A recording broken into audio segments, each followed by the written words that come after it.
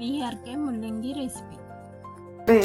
VRK ಡಯಟಲ್ಲಿ almost ಮುಲ್ಲಂಗಿ ಅನ್ನೋದು ತುಂಬಾ ಪಾತ್ರ ವಹಿಸುತ್ತೆ. ಅದು ತುಂಬಾ ಹೆಲ್ತಿಗೆ ಒಳ್ಳೆಯದು.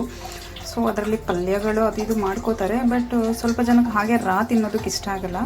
ಸೊ ಆ ಥರದವ್ರಿಗೋಸ್ಕರ ನಾನಿವತ್ತು ಸಿಂಪಲ್ಲಾಗಿ ಗೀ ಮುಲ್ಲಂಗಿ ರೋಸ್ಟ್ ಮಾಡ್ತಾಯಿದ್ದೀನಿ. ಸೊ ಅದಕ್ಕೆ ಇಲ್ಲಿ 1 ಟೇಬಲ್ ಸ್ಪೂನ್ ಆಫ್ ಗೀ ತೊಗೊಂಡಿದ್ದೀನಿ, ಸ್ವಲ್ಪ ಸಾಲ್ಟು ಮತ್ತು ಅಚ್ಕಾರದ ಪುಡಿ ತೊಗೊಂಡಿದ್ದೀನಿ. ಸೊ ಇದು ಈಸಿ ಪ್ರೊಸೆಸಲ್ಲಿ ಆಗಿಬಿಡುತ್ತೆ. ಹೇಗೆ ಮಾಡೋದಂತ ಹೇಳ್ತೀನಿ. ಸೊ ಇಲ್ಲಿ ಒಂದು ಬಾಣಲೆ ಇಟ್ಕೊಂಡು ಅದೇನು ತೊಗೊಂಡಿದ್ದಕ್ಕಿ ಅದನ್ನು ಹೀಟ್ ಮಾಡ್ಕೊತಾ ಇದ್ದೀನಿ.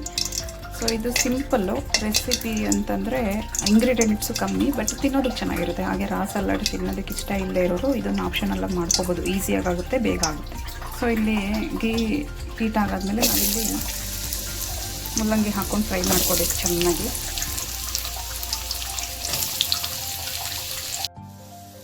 ಸೊ ನೋಡಿ, ಆ್ಯಕ್ಚುಲಿ ಈ ಥರ ಮುಲ್ಲಂಗಿ ಚೆನ್ನಾಗಿ ಫ್ರೈ ಆಗಿದೆ, ರೋಸ್ಟ್ ಆಗಿದೆ ಗೀನಲ್ಲಿ. ಸೊ ನೀವು ನಾನ್ ಸ್ಟಿಕ್ ಪಾನಲ್ಲಿ ಇಟ್ಕೋಬೇಡಿ, ಈ ಥರ ರೋಸ್ಟ್ ಆಗಲ್ಲ.